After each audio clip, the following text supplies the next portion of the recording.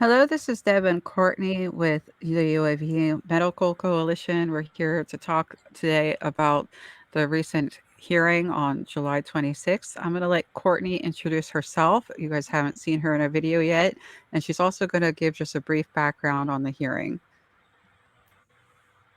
Hi, everybody. I'm Courtney Marchesani, and I serve on UAP Med Coalition on the policy advocacy side, but I'm also interested in helping support the organization about medical effects. That's basically what brought me into the field, and I have had my own experiences. My daughter and I had an experience in 2015 in Oregon when I was taking her to college. And I've spoken about that on Engaging the Phenomenon with James Yandoli. So you can find that video. But ever since, I've been working hard to try to uncover and learn as much as I can about medical effects, which includes psychological effects, mental health issues, physical effects from UAP exposures. My degree in my bachelor's is psychology. I have a master's in mind-body medicine, and I'm currently working on my PhD in applied psychophysiology at Saybrook University. So my emphasis and my specialty area is really psychology and psychological effects. Right. So I asked Courtney to help me process what was going on with the hearing. And she's also going to just briefly explain to you guys what that hearing was. So we had heard, I guess it was probably about a month ago, that the House Oversight and Accountability Committee was going to be doing an investigation, a House investigation into the Mr. Grush, an intelligence officer for 14 years, his whistleblower case. He filed a case with the intelligence community inspector general to look at the evidence that he provided about special access programs and other evidence that he uncovered through his UAP task force days, because he worked there for 2 years, from 2020 to 2022, and he was blocked by several parties in the intelligence community. So through a DARPA program where he was basically having all of his information vetted to be able to discuss this openly, there were some urgent issues, and a complaint was listed with the ICIG that it was an urgent issue and a matter to be handled immediately. So this brought about a response from the House and their oversight committee. And so they brought together witnesses on the 26th, and a lot of us advocates and people who have been in the field for a long time, and even like grassroots, groundbreaking people were there to hear testimony, to be there and to be present for the hearing. And the three witnesses were David Grush, who has his whistleblower case with the ICIG, and Ryan Graves, and David Fravor, Commander David Fravor. So a lot of people probably know those witnesses because they were part of the original article that came out in the New York Times about the Nimitz incident. And so there were some people that said, well, the testimony isn't anything new. We've heard all of that, but we actually did hear some new testimony, which is pretty exciting. And we're going to talk about that today in our little debrief call. Right. And the main thing we want to focus on, because obviously other podcasts and videos are going to be made, including news channels that are picking it up a little bit. The main thing we're focusing on, because of our background with UAP Medical Coalition, is that comments were made related to the psychological and physical effects and the phenomenon. So, Courtney, do you want to elaborate a little bit on what was stated within the hearing about some of those things? Yeah, there wasn't much. You really had to be listening very carefully to the questions. It was mainly Tim Burchett from Tennessee who asked those very pointed questions, but he did ask about injuries or harms being done to humans from what he called extraterrestrial technology. And Grush specifically said yes. Yes, there have been injuries. And he also said that there was a back engineering program that he had evidence of, and the engineers or the individuals who were working on the back engineering were also injured because they didn't understand the technology. Now that's not groundbreaking. That's shattering. That's earth-shattering information. So we at UAP Med had already been aware of the physical effects. In fact, we have a video up if anyone wants to take a look at that. Often we find out that the effects are something like a radiation effect, like a burn or eye issues, and so on and so forth. So we were not entirely surprised, but obviously the rest of the world may not be aware that there are physical effects. So for him to say it in the hearing was kind of a big deal. It was huge. It was validation. It also provides accountability because this is the House, oversight and accountability. And so, since he went on the record, it does make the government accountable to the fact that there were injuries during a back engineering program. He also said, David Grush said that he had evidence of it and that he would give them the evidence of it in a closed door session. And he couldn't go on the record about it because it's classified in an open hearing, but also very promising that he could document and provide evidence of that in a closed door session. Right.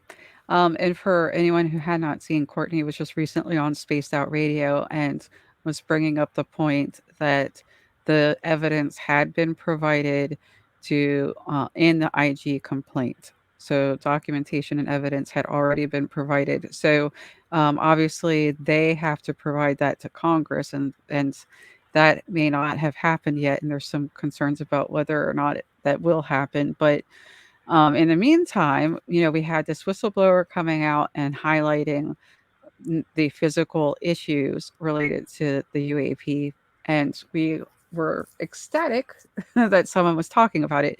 They also did talk about safety in general terms. There were comments about safety, which I appreciated because we're concerned about that as well. Well, I think that the safety issue was woven through every bit of testimony, through both pilots and through David Grush's testimony. It was very interesting to hear that Tim Burchett and Anna Paulina Luna were blocked from a skiff because they wanted to have temporary access to David Grush immediately before the hearing, and they were blocked by the intelligence community because they, for some reason, didn't want to allow them to have access to him. So it's interesting because the safety is the overarching part of this that seems to be the main emphasis that they're going into, which is basically pilot safety, military testing range safety, and safety for civilians, right, and commercial aircraft. And without going into a lot of detail, because that's not our emphasis today, but it's just interesting that in all these different focus and special interest areas, they're very concerned about safety, but yet they won't provide skiff access before the hearing to hear, from David Grush on these very specific points. So they're still at loggerheads and they're still blocking progress. But I have a feeling that as we go forward, because of the public interest and because of subpoena powers, they will get to that. They will get further information, because in the hearing, David Grush gave a lot of specific information as how to find things and to who to go to specifically to get more information. He provided all that. Right. Now, he also spoke about experiencing some issues with stigma, and that is something that affects us in a psychological way. It affects the community. It affects people who need to report. So, what are some of your thoughts or statements that he made that you wanted to talk about? Well, everybody there who heard him talk about the personal harms that he's endured through he called it administrative terrorism.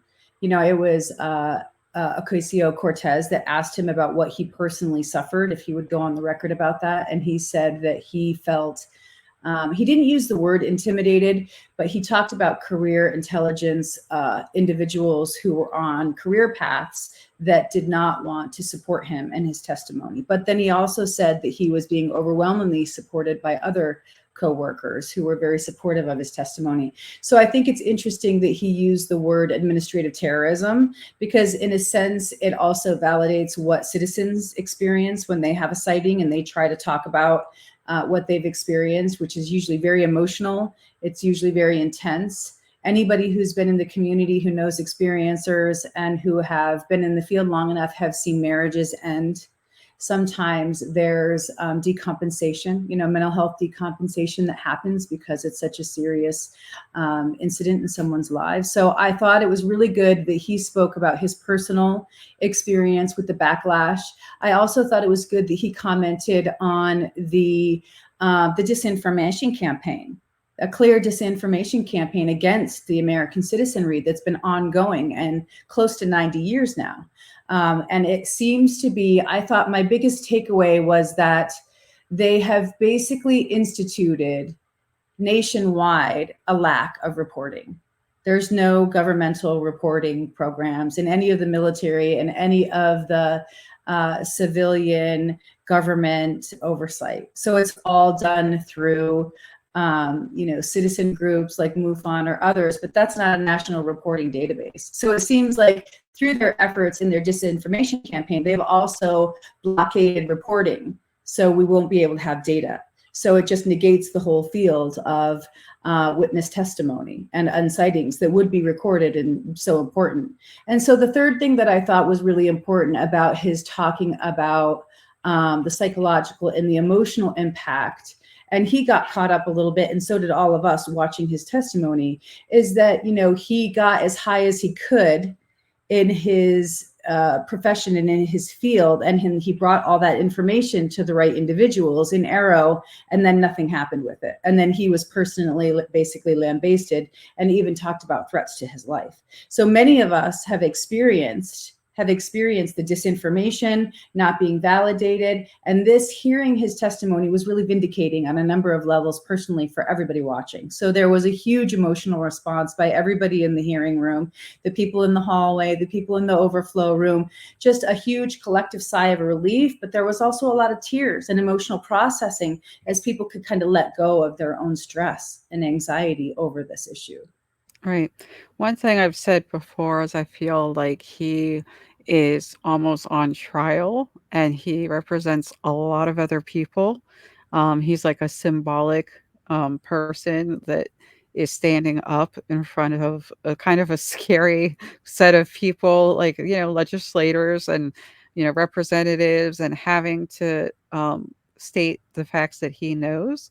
And that when I see it, it's like I feel a lot of empathy, but it's also pretty stressful, for me personally, just observing him going through that. I felt that way when his interview came out too. I just felt like he is putting a huge spotlight on himself. I cannot imagine the amount of stress that would cause. But the issue that I wanted to relate that to is I think the community is feeling that too. When he's on trial, it feels like we're on trial. So, what do you think about that? Well, absolutely. And he's vulnerable. He's vulnerable. He's vulnerable losing his all the respectability of his career and all the work that he's done so far. I mean, it sounds like he's been a tireless advocate internally in the intelligence community, bring the facts out. He worked in the UAP TF, which was a groundbreaking group of high-level people, and he was part of that. And he had high-level clearance, to be able to bring briefings and things to people. And so he has this special touch, and he's also incredibly intelligent.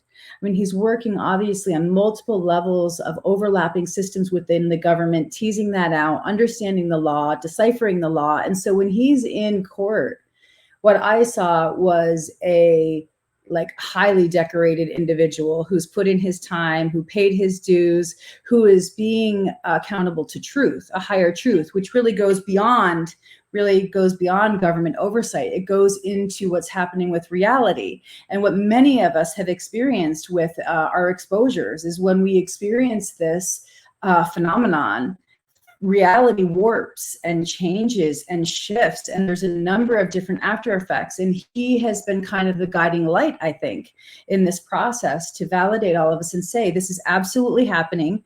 You're not alone. I'm looking for truth like you are. I'm seeking for it. He said he hasn't had certain personal experiences like experiencers have, but I do feel he is a heroic character in many ways because it seems like he's the only one can do this. He's so intelligent. He's so multiversed on the law. He's so versed on the classification of things and TSI. And he gave us all the evidence that we needed in his testimony to go follow up on it as good advocates and policy advocacy. So I really felt like not only is he the right man for the job, he also can show his vulnerability and make us all know that we're okay feeling our own vulnerability at the same time. I mean, he's a good leader and he's guiding us through his modeling. And so I think all of those things are a very positive thing and a shining light in the path on the way forward. I mean, that's how I feel it. I'm glad. I'm glad that, he's also a positive role model for people watching. Again, I would like to talk about how the community is responding. Again, I said I'm stressed, like it's causing me stress, but Yeah, and for you, it's causing pride. It sounds like it's pride, right? So it's good. absolutely. But how do you think other people in the community have responded from your perspective?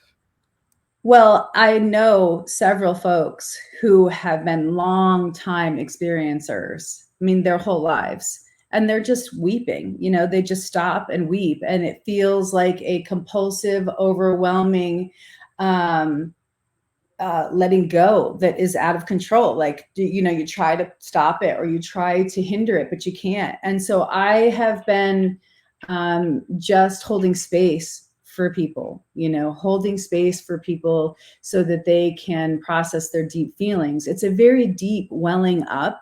And so it's almost, there's a little bit of shame around it too, because when people are talking about how it's just coming out and they can't control it, there's a little bit of shame about letting go.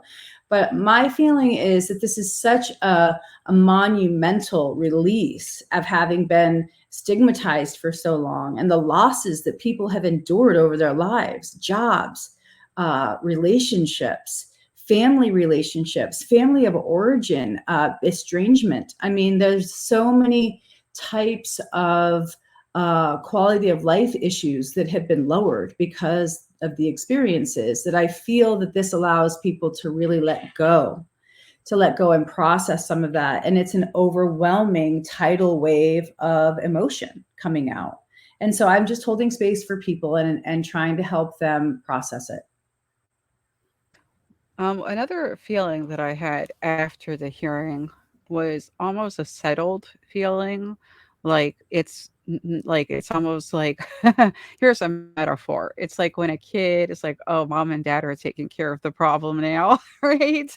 Right. So, Yeah, we're right, off the hook, essentially. Yeah. I mean, I might have felt that for like a half hour in the car outside of DC for a minute, but then I got energized and was like, right, okay, like now it's time for the next phase. I'm always thinking about the activism and how can we help. And it's all the activism of the early pioneers in this field who brought us to this hearing, this past week. And so I also felt a lot of gratitude. I felt a lot of gratitude for the individuals who took risks, who were in the field, who got called, heretics or whatever in their own field to bring about, the light. And so I feel like it was a deepening the roots of the community as well, because there was a lot of support in that hearing of people who were just there to support the witnesses and also to be recognized. And so that's nice when you can be recognized for all your hard work as well. I mean, I am in this field very new compared to a lot of the people who are like grandfathered in now, but it was such a blessing to be there to see people like Danny Sheehan and Leslie Kane and Steve Bassett and, all the old guns that are there to, pass the baton on essentially to people like us to take the second wave. right. I feel like I was there to support the witnesses, definitely. And I knew that I wasn't going to make it in pretty quick. I was pretty far down the line. It's such Like, a bummer. Yeah. I was like, oh no, maybe it's a huge room. It was not. I was told it was only going to have 25 people, and there were hundreds of people in the halls. Um, and that was pretty exciting, but I felt like we were all there because we wanted to support that moment. And I imagine that those hundreds of people represented thousands of people that wish they could have been there, thousands and thousands and thousands, So Yes. there was definitely that, desire to support, desire to watch the ball go down the field, and that moment of thank God mom and dad are taking care of the problem. But now I'm Yes. dealing with yeah, but now and the after effect is also mom and dad are now fighting about the problem. So I don't And know. it's a bit anticlimactic, right? Because there's this whole like release and letting go. And so I got another call today, from an experience who was just like, I just feel so down now, this is this buildup. And now, like, and I'm just like reassuring, like, we just need to hold the line and, move forward together. And there's going to be more testimony. I mean, I know Ross Coulthart said in our research group that there's more whistleblowers. They're waiting to see how David Grush is treated. They want to see how the public either embraces him or vilifies him, Lord knows, right? So there are other whistleblowers who are waiting in the wings. So there's going to be more of this. And I just saw the letter today by the House Oversight Committee leadership asking for a special committee. And so that is a select committee is very rare. So it's going to be another thing that we can focus on and support politically anyway, and also support the subpoena powers for them to be able to get subpoenas in order to get the information that David Grush is saying is compartmentalized and special access only. And so that was one of the good things that I thought that came about from the hearing is that a lot of that technical information for people like us who are out in the field to follow up on. And one of the special technical pieces was the way that things are classified in the TSI and then above and SAP programs. And so he made it clear that there was nothing above, right, certain SAP level access. And so that was really good because publicly the committee can go in and name what they want specifically, because you've seen through the community, different FOIA processes. If you don't know the name to something, you can easily miss it. And so I think that's the other edge and the advantage that it gives having David Grush being the whistleblower, because he knows what all the names are. He Right. knows essentially where to guide the House Oversight Committee investigation. So we just have to push for subpoena powers and other things and support the efforts, but they're going to be on the right track. Right. Absolutely. So another thing that will be happening, and I was telling someone recently, these things happen about every 2 weeks. Like since I've been involved, really involved in this topic, it's been about every 2 weeks something drops. The next one that's going to drop will probably be the NASA report. Yes. It's actually late at this point. So some people are already getting excited about that. So even if people had a feeling of major letdown after this huge climb up, right? The next climb will be coming soon. And it seems like I would say the slow drip method is what I would call it, but it is maybe possibly going a little faster now. Well, I mean, as well as I do that one of the death knells in the UAP community is everybody saying, oh, something big's going to drop, something big's going to drop. I mean, this is like, quarterly, right? We all hear something big is going to drop and then nothing happens. But the difference with this process is that things are actually being done. You're seeing actionable items happening and things to follow up on. And it's not this false promise that something big is going to drop and we don't get it. Whereas now, and some level, we can almost, I think, even push the wave. We can start pushing the wave and pushing the accountability since it's come out in the open hearing. I did hear like similar things that you've heard about the NASA report. Initially, I heard it was a nothing, it was a nothing burger, but now I'm starting to hear, no, it's a promising thing. And I also think that it's connected to some of the testimony, because in the testimony, they talked about NASA, and they talked about the satellite imagery, and they talked about satellite imagery being connected to crashes, right? And vehicle crashes that could be UAP related. So that might be a groundbreaking thing, that some of that information will come out through the NASA report. I don't have high hopes for the NASA report just because of the way NASA has really been on the sidelines for a long time. But when I went and looked and did some research after the hearing and the testimony of David Grush, one of the things that I did see with the FAR funds that he talked about misappropriations is totally connected with NASA. So that might be another loophole that's been being used, and also in special access that might come out in further, hearing discovery.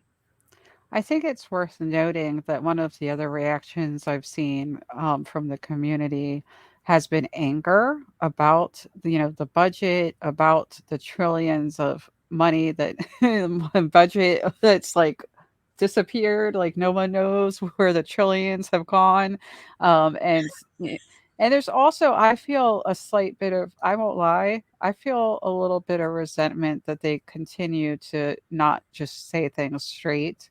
There's some things that they keep saying we can't say because it's confidential. And I know that the Disclosure Act, if it gets through, which it has passed the Senate, so it's possible that it will, right? Mm-hmm. Um, is supposed to eradicate some of that, so that we can get more information to the public. But I do feel like a little bit of anger that they just continue to skirt around things instead of just saying it straight. Well, I feel like as a American taxpayer, it is maddening. Okay, it's maddening. And if you don't compartmentalize like a good doctor or a good surgeon, the amount of money and misappropriations and the illegality and probably no bid contracts and everything else that's involved in this and multiple levels and multiple silos of the government, if you cannot find a way to compartmentalize that, it will really get you. I mean, it will eat you alive. And so I try not to spend too much time focusing about the misappropriations. I mean, I want to know how they're doing it. I want to know how this whole process has been set up in Black budget projects, because we all know they're there, right? But it is so upsetting to know that our tax money is being used in this way and weaponized against us in a disinformation campaign.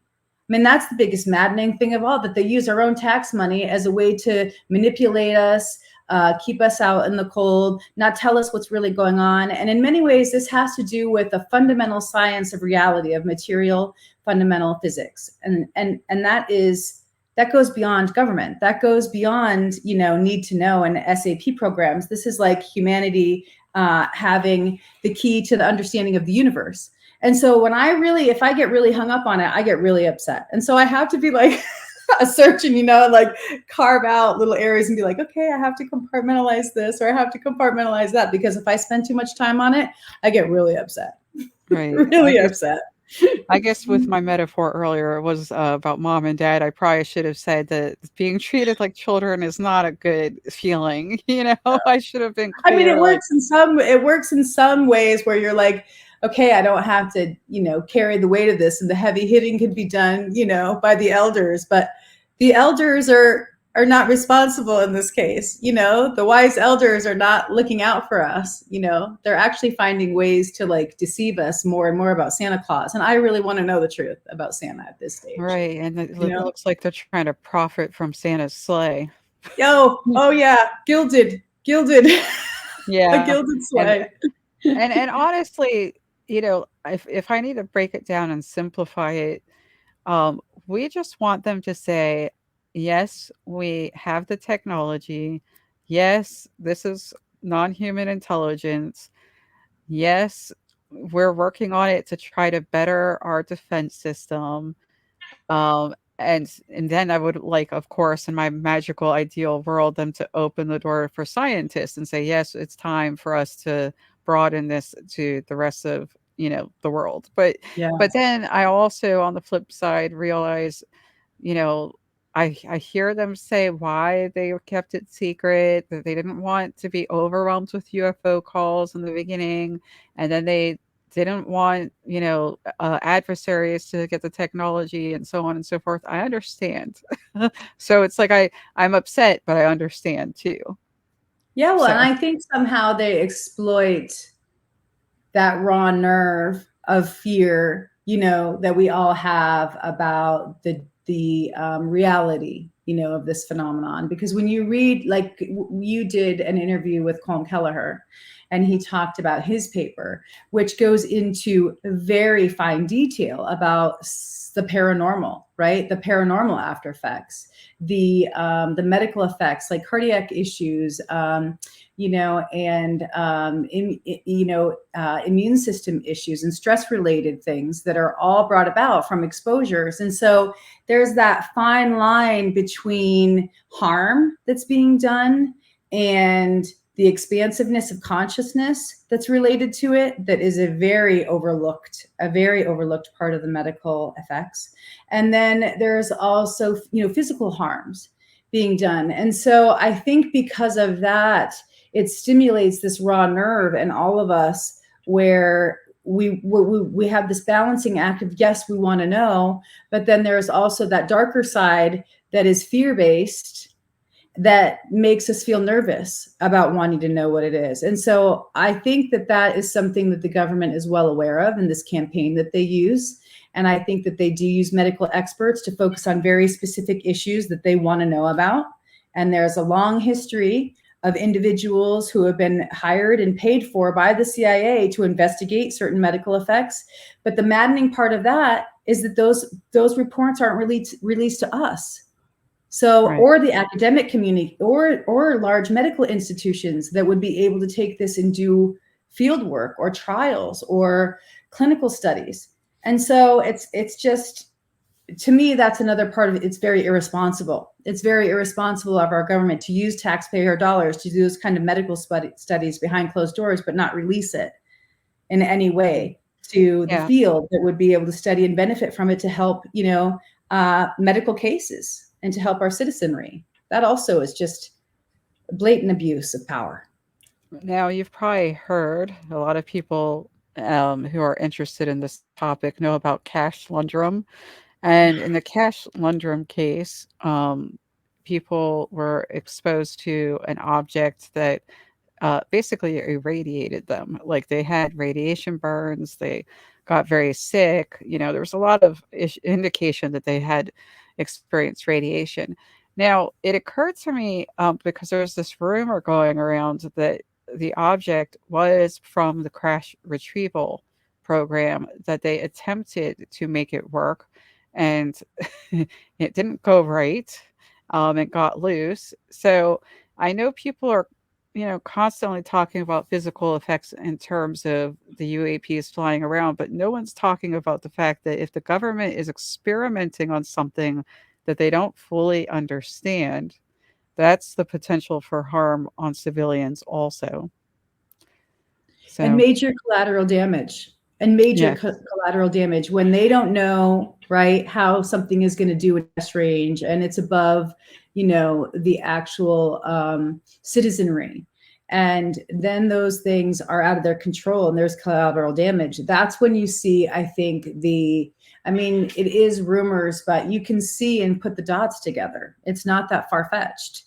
And especially in the testimony, we heard David Grush say that there was a back engineering program, and individuals were hurt because they didn't know how the technology worked. And so we don't know how far that goes.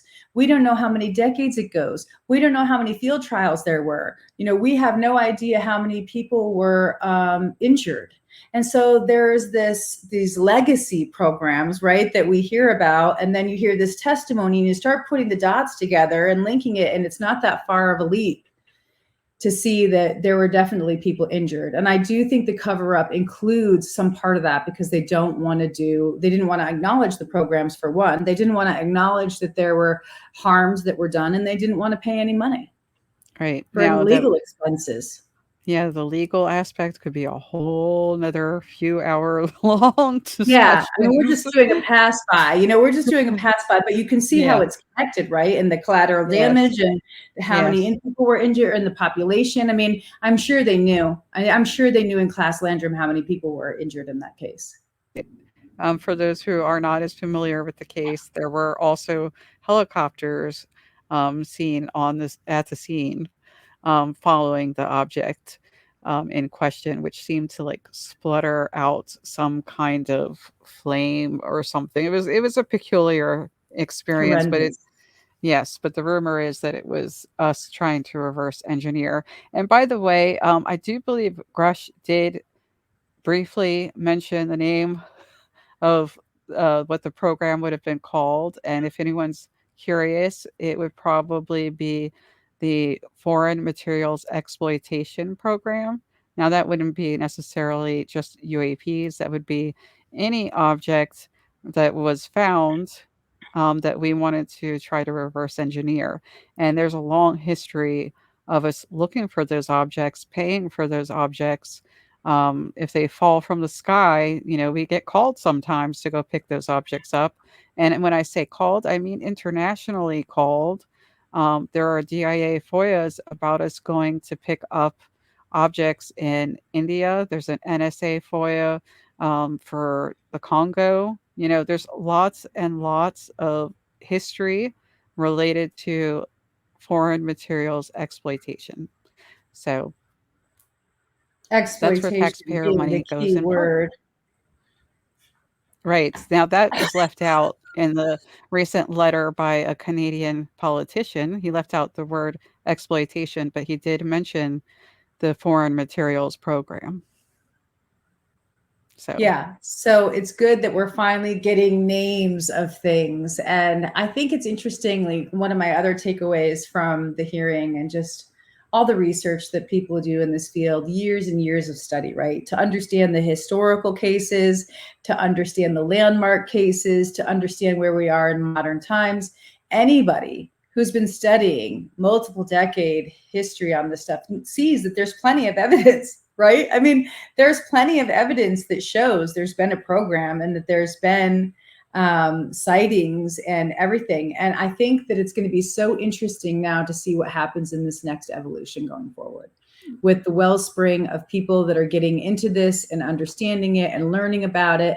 I think it's going to be so interesting to see where it goes from here. And I love that UAP Medical Coalition is really focused on that special interest of experiencers' effects, medical effects, psychological effects, helping doctors, therapists, professionals understand what those effects are so they can give real patient care and do best practices, because it's what UAP Medical Coalition is all about. And so that's why I'm so happy to be affiliated with your organization, because I really feel like you're doing the important work, the most important work actually in the field right right. now. I think that when we get past our obsession with the technology, which has never been for me something I've been obsessed with. I'm like, technically, we have the capability of doing a lot of those things now ourselves.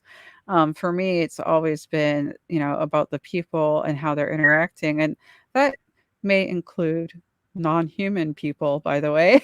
Like, Well, so it's always about the yeah, I mean, people for there's so me. many of us that have been using the term like non-human intelligence, right? In writing, in books, in discussions about the beings, because it's kind of the generally accepted term, non-human intelligence. But to hear it come out of David Grush's mouth in a testimony for the House Oversight Right. Committee is like mind blown. It's like, wow, they're listening to the people in the field. They're doing their fact finding. They're understanding the experts in the field, and in a way, kind of giving them credibility by using their own terms. And so I think that's one of the biggest breakthroughs of all, that non-human intelligence has been established, kind of like UAP was. I mean, I'm not a big, huge fan of the UAP term, but it tried to take the stigma away from UFO and the tinfoil hat crowd, right? And, take us to your leader. I mean, it tried to give it a scientific edge and bent to take it out of the fringe and bring it more into conventional science. So you do see efforts to use terminology that are, elevating the topic. I just think it's really great that the non-human intelligence language came from the Right. people in the field. I do appreciate it when they do the research. I think we are leaps and bounds past where we were with the first hearing, where they didn't Mhm. even know about the nuclear connection. So like obviously we're It doing much is. better Yeah, now.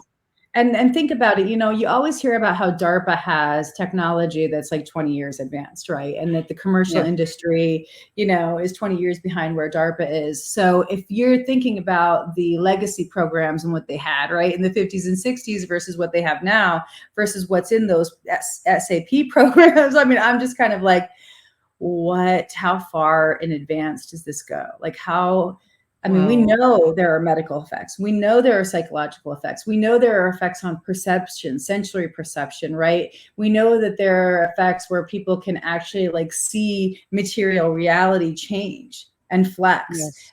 And so it's going to be so interesting to see what they will release along those lines so we can try to put more of the dots together, because I feel like we still only have like one puzzle piece here, another puzzle piece here.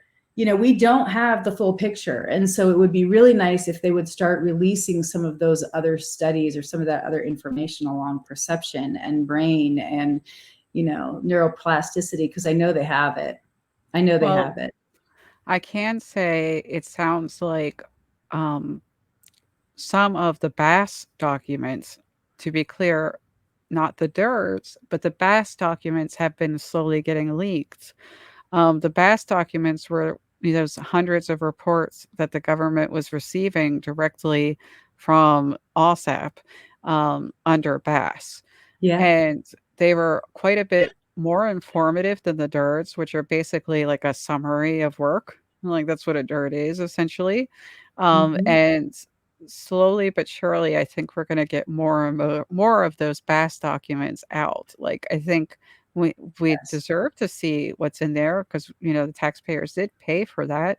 And I mean, Once here's one. again, $22 million was appropriated for Right, right. So Bigelow Aerospace Industries. it's just worth saying, okay, so we don't need the metadata. We don't need to know how things were filmed. We don't need to know what sensor was used. The people are not really interested in unless they are perhaps, a foreign adversary listening, but we don't want that stuff. We cut that out, focus on the UFO, show us the UFO. Let's get past Right. these games. Show us what's going on, tell us the truth, let us see the papers, because otherwise we're going to be having this conversation for years and years and years and not making the progress. And the people who are interested in this channel in particular are people who are trying to make progress in helping people right now. So Yes.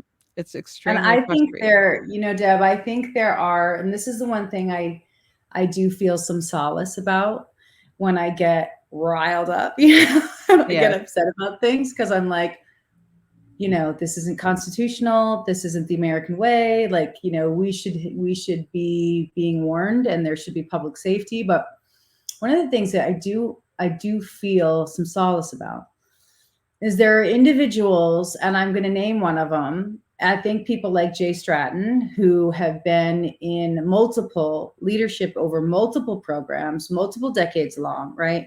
Who went out to Skinwalker Ranch, who saw the what was going on there with James Lukatsky and those guys, and people on that level, I do believe have integrity. When they go to sleep at night, I think they do think about their lives, and I think they do think about what they can do right for their public and for their people and being public servants. And I do think that is the piece that I have, is that people like Grush and those others individuals have integrity that will get the information out. And they said in that letter that you posted on Twitter today, which I read, I took my glasses off, for my short range vision to read the fine print, because it's worth reading it. They're still working. They're still working on it. They said we're still working on it. We're doing quietly. We're not going to answer questions, but we're still working on it. And so that tells me it's not over, that we're going to get more. We have to be patient. We have to keep focused. We have to keep our eye on the ball, but that they're going to, those guys, I think, will release what they can for people like us so that we can get it and disseminate it. And also I think we need to discern what it is, right? And to share that message with other people, because a lot of this is hard to understand. It really is. I mean, in that hearing, I was looking around and nobody else was taking notes. And I was like, how could you not be taking notes? Like, I don't understand half this stuff. And so I had to go and do my due diligence and find out about IRAD funds and the FAR funds and the misappropriation of things and how things are being hidden. And so I think that those guys at that level, they've been through all of it because they've worked firsthand in those programs. And so I think that is my solace, is that they are going to continue to help the effort. They're not going to give up. And this is another feeling that people have, which is confusion, because they don't understand. Even people watching this video are going to hear all these acronyms that we've been using because the Right. UFO community uses as many acronyms as the government sometimes, right? And then we also have to tackle the government acronyms. But a big one is they don't even understand, a lot of people, where to report. And the government had an opportunity during that hearing to clarify that, and they didn't, because I think that they're counting on something being made in the future.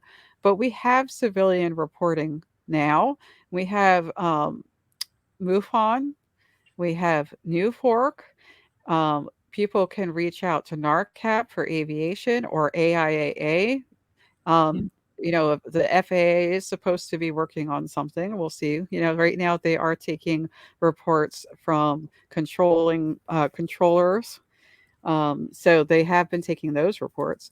Internationally, there's places that are more open about reports. Some of them are working with their governments, like France and Mexico.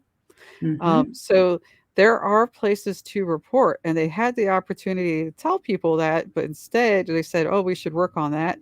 I think Enigma Labs is also accepting reports. I think those are being Really? streamlined. I Yeah, didn't know that. That's um, really interesting. I think so, but I don't know all the Mm. details on that yet. I don't have. I think that someone recently stated that they have sent their report to Enigma Labs. So There I will say that one of the reasons that becomes confusing, though, is because there are so many different places, and you don't wanna just make a report and then have it go into a box and then nothing happens. At least with MUFON, you will have someone contact you and try to do some kind of investigation. Right now, we have nobody else, um, unless they're a small paranormal group, that's offering to do those investigations. So confusion is definitely another one of those things that people are dealing with. Well, yeah, when my daughter and I had our sighting, which was it was a pretty close encounter. I mean, it was a very, very close exposure. And there were paranormal effects, and I didn't know what the heck was going on. I ended up backtracking from where we were going because of fear, of what was ahead. And I ended up going back to a gas station and calling 911 as the attendant was closing down the gas station. And so I used 911 to call his phone on his phone. And they were like, "You're out in the middle of nowhere." And I'm like, "Yeah, but this needs to be reported." And I know that they didn't go out and look at anything. I know they didn't. But that's what I knew how to do, was just call 911. And I didn't know about MUFON. I didn't know about any other reporting stuff. And that's when my own odyssey began into all of it and trying to understand what happened to us. But you're right. And I think that that was by design. I think the lack of reporting measures was by design by the government to make it virtually impossible for people to report it, because it was a way for them to do disinformation and to negate the whole field, to negate sightings just in general. And it's worked. It's It worked. It has it the absolutely worked. It was a genius. Whoever devised that, whoever their Yeah, think the tank was Robertson that panel. divined that, they were right on the money. It was the Robertson panel, Yeah. in case anyone wants to look into that. Yes, it Um, was. so so in addition to, that side of misinformation, there is the flip side that and, I don't wanna go into this too much, but people, have said that sometimes the government pushes the idea of a UFO being in the area to cover a project that they're doing. Some people call that a psyop. I don't think that's exactly what it is, but it's sort of like what they did with the CIA's spy plane back in the day. Mhm. I don't remember the name of it. It was like the SR or something. So there were a lot of UFO reports because no one had seen that plane before, and they encouraged that. So that's Well, the other and side. and that gets really wild. I mean, that actually is what gets so wild about the lore, right? And the lore and the legend versus the fact, and we'll never know. I don't think, like, Jacques Vallée says you can't trust anything after like 1985 because the CIA being involved with all the psyop around the technology and around sightings and having a hard time teasing those two things out. And if you read Annie Jacobson's book Phenomenon, I know she's got another one coming out. I mean, it's just, the rabbit hole is so deep into what is what. And she interviewed some guy who worked out in, I don't know if it was White Sands Proving Grounds or Area 51, one of those two. And he talked about the psyops of them throwing dummies out of planes and, you know, these elaborate ruses. And you listen to these stories and you really cannot tell what's fact or fiction.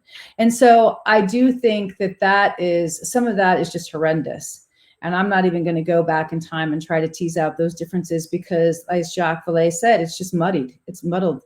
You're not going to be able to get through those muddied waters and discern what is real and what's not. And that's the other part that messes with you.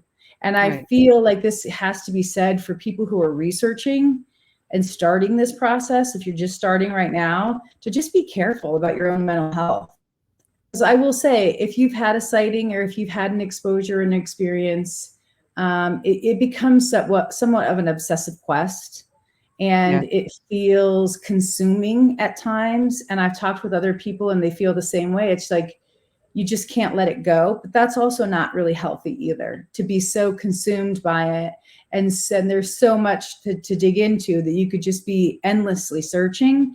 It's good to take breaks. It's good to have balance. It's good to understand that, you know, this isn't the end all and be all of your life, or it will consume you. And I've seen that happen.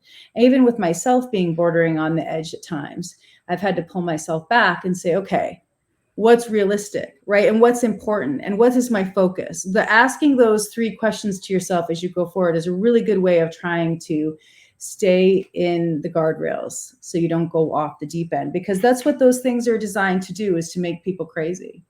Right. Well, I mean, I I would be remiss if I did not mention Paul Benowitz. There's a lot of, Tragic. yeah, those who don't know, Paul Benowitz was basically next to a U.S. Air Force base. And he was observing and starting to survey, like he was trying to film and record things in an inappropriate manner for a U.S. Air Force base. So they actually assigned misinformation, and they don't call them that, by the way, officers to come distract him. And what is not known is that it was not just the U.S. Air Force that was sent out, but NSA got involved. And they started having him receive messages that he thought were non-human intelligence. And, you know, our taxpayer money paid for that operation. They call them deception operations. That's the technical term. So, yes, it was to protect the secrecy of the base, but could they have done something like, hey, you're getting too close to the secrets of our base, knock it off? Right. Instead, yes, Warn him yes, they off. could have. Yeah, Right, no, they could have warned him off, and they could even have threatened, you know, like criminal stuff if they wanted to really frighten him to stay away from it, but they didn't. Instead, they used psychological warfare tactics and made him, you know, feel like he was receiving messages when what he was really finding was a secret laser that they had developed at that base and they were using, and he picked up on it. And so instead of them, you know, saying, hey, this is classified or this is top secret, and it's, you know, it's very important that you don't, you know, continue on your track and your research track, or, you know, we're going to have to, I mean, threaten him with jail, threaten him with other things, or just threaten him for, you know, being in the wrong place at the wrong time, but don't drive him to suicide. You know, right. don't drive Well, him to his death. And that's the thing about programs like MK Ultra and other things that have been studied illegally that we don't even know the half of. I mean, a really good book for people who want to read about that program, read Shock Doctrine by Naomi Klein, because she goes into it, and it's all factual government programs that they did. They take, you know, those kind of tactics and use them against us. And so I get really fired up about that stuff, because that's our civil rights, you know, and that is, you know, harm being done by the hands of our own government against us. And we should have the right to privacy, and we should have the right to all the things that the Constitution instills, and we don't.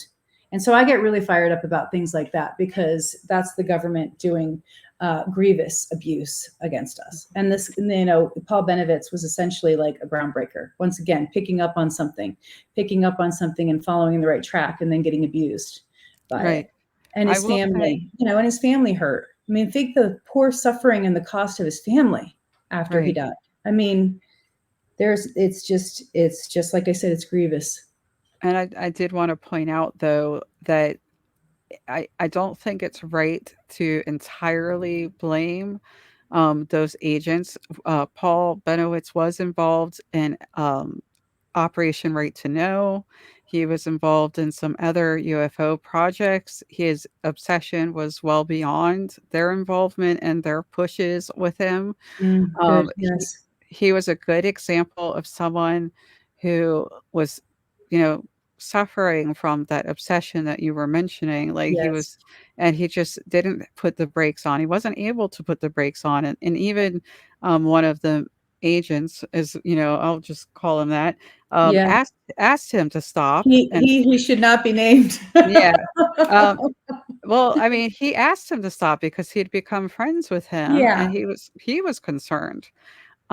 So, it went well beyond just, what the government did. So that's the risk. Like people are willing to go really far with the topic to try to find out the truth. And to kind of bring it back to the beginning, we're lucky that other people are now doing this in a clear-headed, Yes. um, hopefully completely respectful way, with Yeah. in a room where people are taking it seriously because it is a serious issue. It is not a joke. It's not funny. It's a problem. It's a concern, and it's an enigma that we need to be solving. Yes. And if you feel yourself on that hairy edge, I would just say that there are a lot of good people in the community. Reach out. Reach out to Right. somebody. Reach out to somebody who understands that what you're going through and has compassion and can kind of walk with you and talk with you, because it's such a singular focus that you Right. can get in sometimes, that it's hard to see how consuming it really is. So I do find reaching out, and Ted has talked about that, when he has people call him, and I know you probably have people call you, and you have Yes. just conversations, and it's nice because it grounds you, it regrounds you in reality, it grounds you in the fact that, you are pursuing something very important, but you just need to take care of yourself and do self-care and love yourself along the way, and don't abandon yourself in the process. Right. Like people do not want to know how much time I put into I this. mean, I can't say how much time I have put out Right. there because it's ridiculous. It's a ridiculous, obscene number, and it's ludicrous, to have, Right. spent that much time on it. But I will say, there are some things that have been fruitful and important, and other things that are just, they just, you don't know. You don't know that they're not worth your time and your energy until you get through it and you go, okay, I didn't Yeah. really need that to spend So time on that. so my bit of advice, because I'm going to throw it out there also, is what I say quite often is don't get caught up in the trees. Think about the forest. Our goal is to look at the forest. People who get caught up in a particular rabbit hole, is the community likes to call it, they really do get stuck sometimes. They can't accept new information. They can't accept other options. They can't accept that multiple things might be happening. So it's my recommendation is don't get caught up. Like I try to learn about the different trees, but I'm more interested in the forest. You have a great philosophy about it. I Yeah. think the more that you can see it with detachment and less identification, like when you start to really identify things and they become a part of your personal identity, that's where you can get into some Right. trouble. Because when you start to really personally identify with something or with a certain individual, and then that person becomes, comes under fire, or whatever, it really hurts, because it's Yes. personal. It's a personal vendetta, or it's a personal attack. And we've seen a lot of that on Twitter, of just community people who were once friends just, burning down live on Twitter. And it's painful because you see all these people who have invested the time and the energy, and they're great researchers, and then they just end up having a war. And so I think the more you can be detached about it and let the information come and come through your awareness, that the easier it is to not personally identify with and then feel personally attacked about it. That's Right. And another I piece. I also just kind of accept that all trees have good and bad, like all the trees. Yeah. Yeah, that's a good way. I like the trees. I really like your tree philosophy. That's a good way. And they Right. bend. They Yes. bend. Yes. They're flexible. Yes. And it's a beautiful forest. It's a beautiful thing. So Oh, and there's it's something for everyone, you know? There's the maples, there's the locusts, there's the cedar trees, the right. conifers, deciduous. I mean, there's something for everyone, and that is what is so amazing about the field once you get into it, is that it's so diverse. You know, you got the nuts and bolts, you know, you've got the technology, you've got the spiritual, right? And the reality and the materialistic part of this. I mean, there are so many fields within it. It's an interesting paradigm. Right. So there's a lot of room for joy. So I hope that people can hold on to some of the positives that we talked about today while we wrap up. Just remember we talked about like the ways to get support, some ways to avoid the confusion, some ways to reframe the anger, some positives that came out of this hearing. The fact that some of your feelings are very valid if you're having an emotional release right now, just really a lot of positive to hold on to. So, Courtney, thank you so much for coming and talking to me about how the community is reacting and Yeah. the psychology and the health issues related to this hearing. Can you please let people know where they can find you? Deb, I just want to thank you for having me. You know, I had heard about you, I had heard about your podcast, and it's been so nice getting to know you through UAP Medical Coalition and your work. You're just an outstanding individual. I just want to tell you that. And I also Thank know that you. a lot of other people just, you know, when people are under fire, I know they look to you, right, as a leader and a thought leader in the field to keep, you know, a level head, but also unbiased.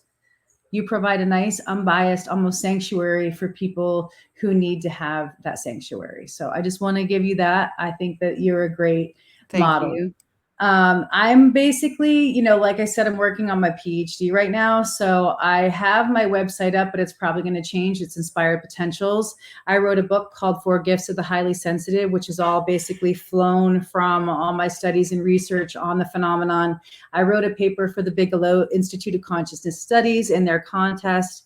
And I'm really, really focused on the consciousness aspect now. I wasn't at one time, but I really am now. And so I'm doing an IANS presentation in Washington, D.C. in August, end of August, beginning of September, for afterlife consciousness and survival of consciousness and the visionaries in our modern time who are able to perceive that consciousness. So that's what I'm currently working on. Yeah. Well, hopefully in the future we'll be able to tackle that because that's clearly part of our physical and mental health, our Yeah. consciousness. Yeah. So thank you again for coming and talking today. To everyone who listened, thank you very much and take care.